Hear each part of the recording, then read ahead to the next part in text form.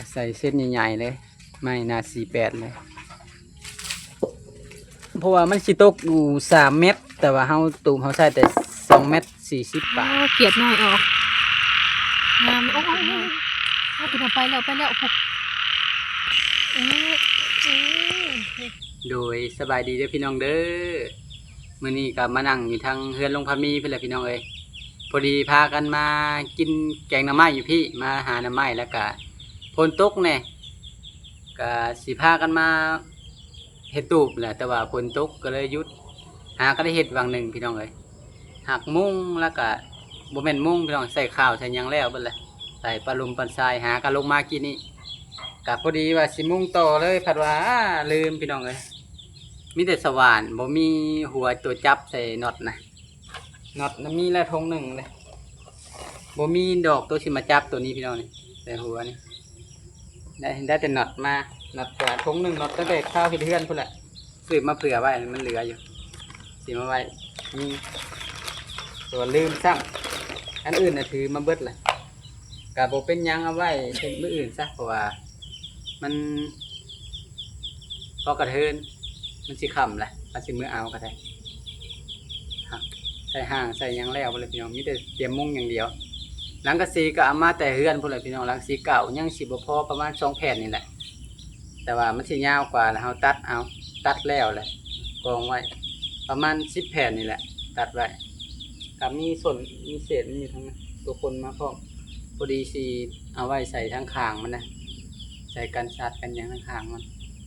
ไปมันสิพาพี่น้องไปย่างเบิ่ง โดยสบายดีเด้อพี่น้องเด้อฝนตกเนาะเฮาก็หยุดพี่น้อง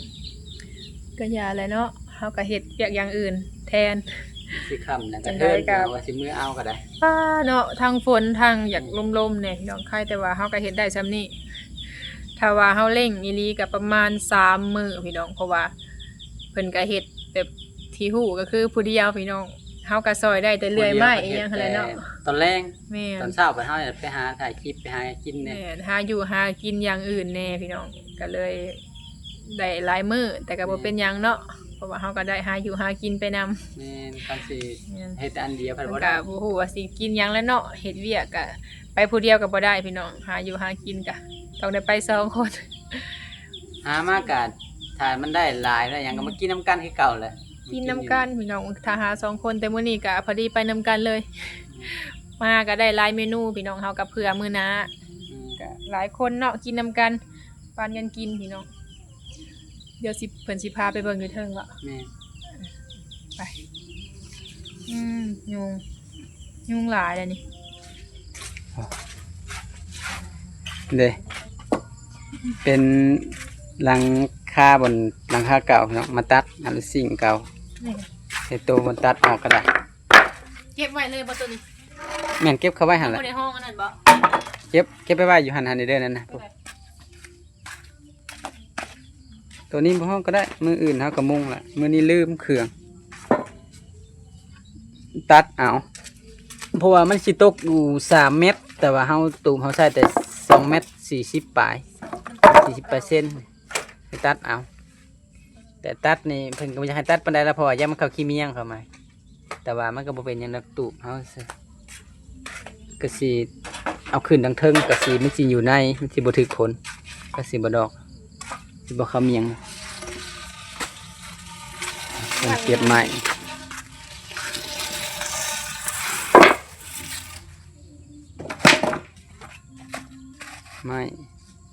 เศษมัน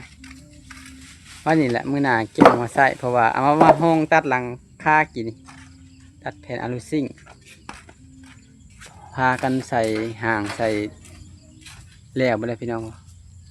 ใส่ปั้นลมปั้นทรายใส่ไว้เนาะจังได้มุงเอานั้นมาแล้วก็มุงมือนี่เตรียมแต่มุงบัดนี้ไม่ก็อยู่เทิงยังตัวหนึ่งว่าเสียวงมาไว้ใส่ทั้งลุมแป้นนี่ก็ตัว9เป็นบ่แม่นแป้นเก่าเหลือจากเพื่อนเอามาเลื่อยพาครึ่งเพราะว่าสิใส่เบิดบ่ได้มันหนา21เพราะมันใหญ่เกินกี่ไร่ก็เลยตัดออกซะขึ้นห่างแล้วทางเทิงพี่น้อง าแต่มุงอย่างเดียวยังแต่ทั้งหลุมท่านได้แล้วใส่เส้นกับท่านแล้วจังเส้นนี่ก็มันยังบ่แล้วพี่น้องถ้ากระตาดหาสุดใส่เฮาก็ได้เฮ็ดสิได้เอาไม้น้อยนี่เฮ็ดเส้นอีกอันหนึงต่างหากบัดเวลามันสุดเพราะว่ามันบ่แม่นแป้นเฮาใส่ผักกระจาดก็ใส่เส้นใหญ่ๆเลยไม้หน้า48เลยเบิ่งทางนอก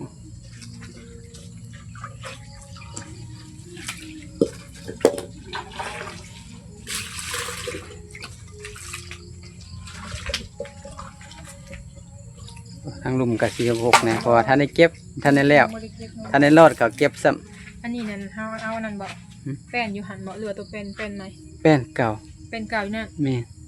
เฮาต้องมากอยู่หันมาเนาะ แม่นให้มุงซะก่อนอย่างได้มากมาซะหลายย่ามบ่มีมันอยู่ เพราะว่าแบบว่าฝนตกอีหยังมันก็บ่มีวางอยู่แล้ว แม่ เนาะ น เอามา อันนั้นมันบ่มีบังอยู่นี่แหละเราก็เลยทันเอามาใส่ ต้องมุง สั้นนะเอามาใส่ได้แล้วนี่สั้น รวมเบิดจักแผ่นก็ มันตกอยู่10เท่าใด12แผ่นเพราะว่าครั้งที่ใส่10แผ่นปันยังเหลือทั้งละคืบนี่แหละกระเทินก็เลยสีซ่อนใส่ให้ได้12แผ่น พอดีงามเลยสำนี้บ่ แม่น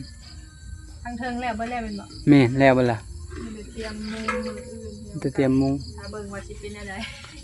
มุงแล้ว แม่น กะ ทั้งกระสีกับซ้ำนี่แล้วนี่ แต่ว่าไม้มันก็คักกว่าตัวเก่านี่เนาะนี่ แน่นอยู่ อันนี้เขาใส่กันเนี่ยสิใส่ ใส่ไม้ ผ้า ผักก เนี่ย ระ บ่ จาดเด้ สิใส่ผ้า มันไหม้ขดเขาลังอันพอมันบุ่มเขาได้ดามออกให้มันเพียงกันเวลาใส่มันจังบ่บุ่มถ้าคักแท้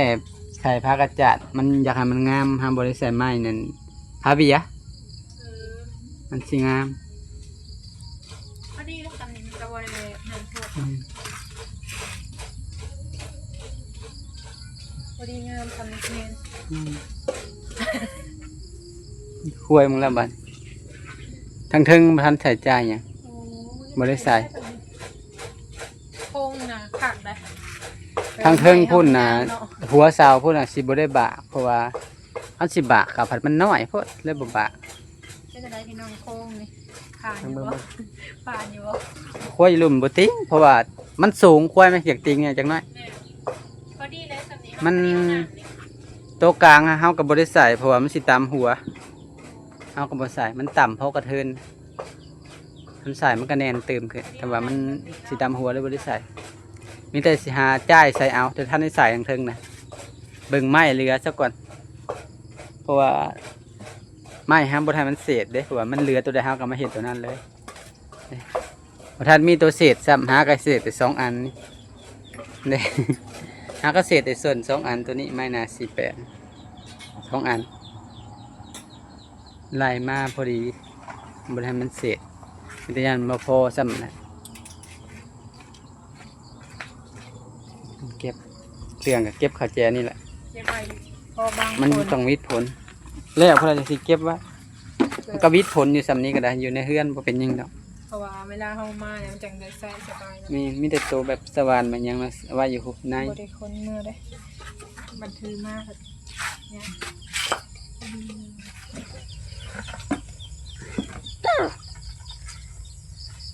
เป็นเห็นไหมตักใหญ่ขึ้นให้เบิ่งเทิงๆขับแล้วมาเสียงเบิ่งเทิง ได้บ่ ได้มันห่างทางเทิงพี่น้องหักมันมืดนั่นแล้วกว่ามันขำก่อนเลยเนี่ยนี่แหละคันว่าสิเมื่อเอาหัวหนดกับบกทัดแหละพี่น้องเอ้ยมันขำเลยเอาใส่เลยบรรยากาศตอนแรงเนี่ยพี่น้องเด้อแล้วทางเทิงพี่ทางหน้าสิเป็นเพื่อนคนทางหน้าก็เต็มอยู่มีไผ่มีอย่างไรบรรยากาศตอนแรงพี่น้องสิมืดๆเนี่ย คือว่าไม่ต้องกลัวมันเข้ามาทางผู้หญิง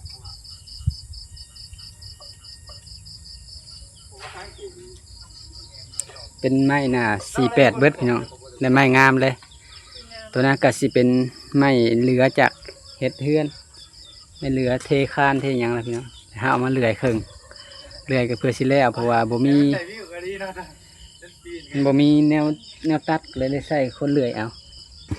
เตรียมโตวกลับบ้านน้องบ้านนี้พอดีค่ำเลยเพิ่นพาขึ้นไปเบิ่งอยู่ทางเทิงกะพอดีมืดพี่น้องตอนนี้ค่ำแล้วเนี่ยบรรยากาศทางพี่กะอันกลางคืนมาน่ะสิเป็นไฟอันโซลาร์เซลล์ได้พี่น้องหงเนาะไฟเพิ่นติดตามต้นเสาเนาะมีคนอยู่แม่นเบิดเลยทางฝุ่นกับทั้งหลุมสวนยางพุ่นแหละแม่นเบิดเลยทางนี้ฝนตกพี่น้องฮะก็หยุดวางแรงนี่แหละก็คือสิหยุดฮอนมื้ออื่นกันยังใครแน่เนาะโอ้มาแต่เฮือนไอ้ายพามีแล้วพี่น้องมาแวะเตาถ่านได้บัดนี้ เสียมอยู่เทิงนะมาแหวะเอาเสียมพี่น้องเสื่องเสียมไว้ พอดีพาเลาะเบิ่งกระตูพี่น้องเขาขึ้นโครงไว้แล้วแหละมีแต่มื้ออื่นผู้แหละลุยต่อเนาะมื้อนี้ก็พอดีมาแหวะมาพี่กระตุกยังอะนะ ตั้งนี้อย่าว่าไปใส่เขียด ไว้ใส่เขียดบรรยากาศทางพี่ก็ได้ยินแต่เสียงเขียดพี่น้องแต่ก็ ฝนตก เป็นแบบเขียดทรายเขียดมังแดงนี่แหละร เอา วม เสีย กัน มไม่เท่ามาซับหน่อไม้ แม่น เพื่อจะเอามือส่งเพิ่น เพิ่นเสียหญ้าอยู่เฮือนอยู่นะคะ เลาะมันคือบ่เห็นมีแสงไฟไผมื้อนี้เนาะเงียบ พอดีมื้อนี้น่ะฝนตกพี่น้อง ๆโอ้ แต่ว่าพากันอยู่นี่มาเผาถ่านแล้วมีส่งเสืออยู่นี่ แม่น ก็เลยบ่ได้เข้ามาเฮือน เปลี่ยนทรงเสื้ออยู่นี่ มาส่งเสือในนี่ แล้วก็ไปพุ่นเลย ถ้าถ้ามื้ออื่นฝนบ่ตกนี่พี่น้อง เสียมก็ได้มาป้าเอานี่เลย มื้อนี้นะไปในเมืองก็แข่งฝนพี่น้อง ฝนแห้งคือแห้งว่ามื้อนี้นะ ไปเบิ่งแนวลบอันหลังคาตูบเนาะแข่งฝนมาเล ฝ ย นน่ะตกเป็นสมงพุ่น แม่นแฮง เปียกเบิดเลย เปลี่ยนทรงเปลี่ยนเสื้อพี่น้องเฮาบ่เปลี่ยนบ่ได้อยู่ยากใครแต่ว่ามันบางเนาะมันแห้งไว ฝน อืม แห้งเต๋อแล้วมีแต่เม็ดใหญ่ๆต้องเขียด ตกหลายมื้อ อ สิพบนี่ยังบ่เขียนอ่ะ จักอยากไปเยี่ยมมึง ลองเบิ่งเฮ้ย ไปเยี่ยมมือทางขึ้นเมือเฮาก็หลัดขึ้นเมือ พอได้ปิ้ง อะไรสิหาตัว ไปลองมึงไป ไปลองขี่รถไปเลยได้ ไปขี่รถเลยก็ได้ เอาดีมาเว้ตะฐานมาเอาเสียม บางทีหมาเนาะพอได้ปิ้งอยู่แล้วนี่ ไปเยี่ยมมือในทางขึ้นเมือกว่าสิหลักขึ้นมาสิ เออ จะเดินมาเสียม ไผได้เยืองโคมมา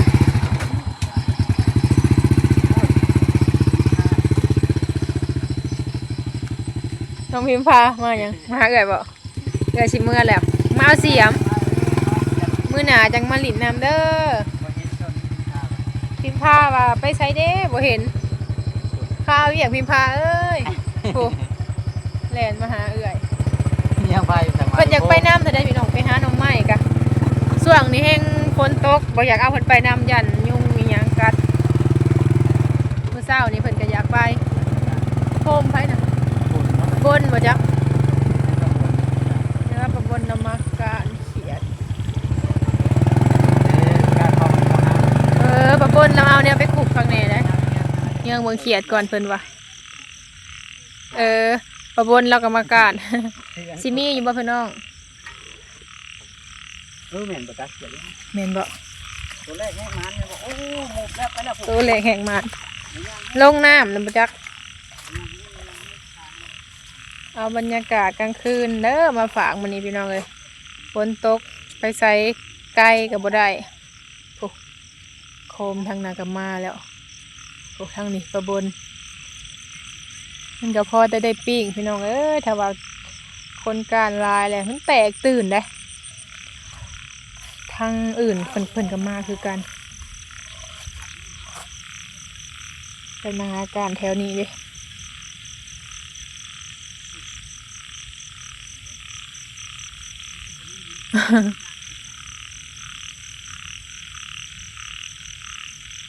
เสียงเขียดมีเขียดบางแดงหน่อยโอ้เด็กหนึ่งโตนี่ตัวนี้อีกตัวนี้อีกสองโตแล้วทางเทิงนี่คือเห็นอยู่เนาะ จังหวะการเขียนนี่ก็มีมึง แม่นเลาะบางเทีนี้เด้ ตามแถวนี้แหละ แม่นบ่ เอาเขียน ได้อีกแล้วโอ้สองโต ไปแล้ว ใช่มันไปไวเนาะ แ เดี๋ยวไปกิน เด็กอีก3ตัวเลย เดี๋ยวต้นนี่แหละ เขียนบางแดงน้อย อ๋อติดอยู่ห้องแค่ เนาะเอาเดี๋ยวนี่เรียนเมื่อกี้นี่ใช่ปะ ห้องไหนแล้ว จักคือเหรียญไปไวๆเบิ่งก่อนจักว่ามีหลายอยู่เนาะ มีหลายเด้อ เด้ เขียดอันนี้ โอ้มันออกอยู่เขียนน้อยนี่ตรง เขีย นี้ ดน้อยมีร่องนี่เขียดมันเขียดน้อยใช่ป่ะ นี่ได้อยู่ได้เนาะลองเก็บเบิ่งตื่มกันมีน้องเขียนน้อยกัน มกอยู่ก็ มีเหรอเอาเลย ยี่ห้อขนาดนี้ มันจะมีอยู่ปะจ๊ะเขียดใหญ่บ่มีเอาเขียดน้อยแถวนี้ได้นี่เบิ่งนี่ห้องนี่ใช้เนาะโอ้เสียงเขียดนี่ใหญ่เติมเนาะ เขียดอันนี้ออกเยอะก้ามีอะไรเนาะกัดไปกันมา แมงกินอีดเดือนนี้ กัดแมงกินอีดเนาะ เอาไปเลยเอาตื่มกัน เสียงเขียดน่ะ นี่หักอยู่ไหน จะไปนอกนี่ เนาะจะว่ามีเนาะลองเบิ่ง ออกไปนอกข้างนอก ลองเบิ่งได้แถวนี้ยังดูนี่ได้ยินเสียงอยู่ ไม่หักไหม แม่นบ่อ้าวนี่ตัวนี้ก็นี่ตัวนี้อีกไม่ใช่ว่าอยู่แถวนี้แหละใส่เนาะคือว่าอยู่แถวนี้ไปเลยบ่ ไปเนี่ย ไปเลยนานมานี่3ตัวเอาก่อน ก็หลายอ่ะ มีอยู่บ่ เป็นหลายเป็นเต้น แล้วก็อีกตัวหนึ่งโอ้ไปแล้วมีอยู่เนาะเขียนบักแดงเนาะพี่น้อง เสียงน้องสนั่นไม่ได้เสียง นี่เขาว่าตัวพี่ได้ยังอยู่นี่นี่อยู่ได้เขียนน้อยนะ หลายอยู่เลย แม่นพอได้เก็บอยู่พุทธะ นอกให้หน้าถึงย่านมันมี ลองเบิ่งแถวนี้ก่อนมีคนแมงกินอีดในห้องเลยเนาะ เขียด แม่นบ่ นอก เข้าไปในพุ่นแล้วเนาะลองเบิ่งมันออกเขียดน้อยออกยังบ่มีเขียดใหญ่เขียดใหญ่บ่เห็นเอาไผโทรศัพท์เมียงมึงเด้แหลนมาหาเลยตัวหนึ่ง ผมมุกเนื้อเก็บคน เขียดน้อยแซ่บเลยออมกิน อันนี้เบิ่งเสียหัวแล้ว เนาะลองเลาะเบิ่งเด็กมันอยู่แบบนี้ อย่างมากินนี่บ่เห็นมามันเห็นที่กัน เก็บเขียดน้อยพี่น้องมาแวะเก็บเขียดน้อยบัดนี้ลองเบิ่งว่ะมีอยู่เขาต้องแล้วมันก็ขึ้นมาบ่จ๊ะ เด็กมันขึ้นมาแล้วนี่มันต่ำอยู่ทำไมมาแต่พอต่ำยังมี เนาะเนี่ยหลายๆเติบไปได้พี่น้องผู้ลงมาแป๊บเดียวเล่นไปยังเห็นมันหลายเลย หลายตัวเติบ เล่นห้องสนั่นเข้าข้างในเลย ลองเขาเบิ่ง เข้าข้างในใช่ไหม ไป ออกมาเบิ่งข้างนอก แป๊บเดียวพี่น้อง เขียดน้องออก การแป๊บเดียวได้หลายเติบเลย แป๊บเดียวนี่ สิเลาะการอีกน้อยหนึงได้อยู่แล้วเนาะมานเขียดน้อย เขียดน้อย มานเขียดเนาะเด้ เก็บหลายตื่น เก็บผู้เดียวพี่น้องบ่มีโคมอันเดียว แม่เสียงมันอ่ะ คัก อยากได้ยินเสียงเขาเล่า มาฟังเสียงเขียด เราลองเบิ่งว่ะเนาะ ถ้ากันโลมีอีกจังน้อยก็จะ แม่น น้องเลยพอได้เมื่อกินเลยเขาจังบรรมาการตอนเด็ก แม่น เอามีแต่ว่าคลิปนี้แบบเป็นแบบพอโตจุดคลิปเลยพี่น้องเด้อการเสียบต่อกันพี่น้องเลยสำหรับคลิปนี้ขอกล่าวคำว่าสบายดีด้วยพี่น้องเด้อ โดยสบายดี ค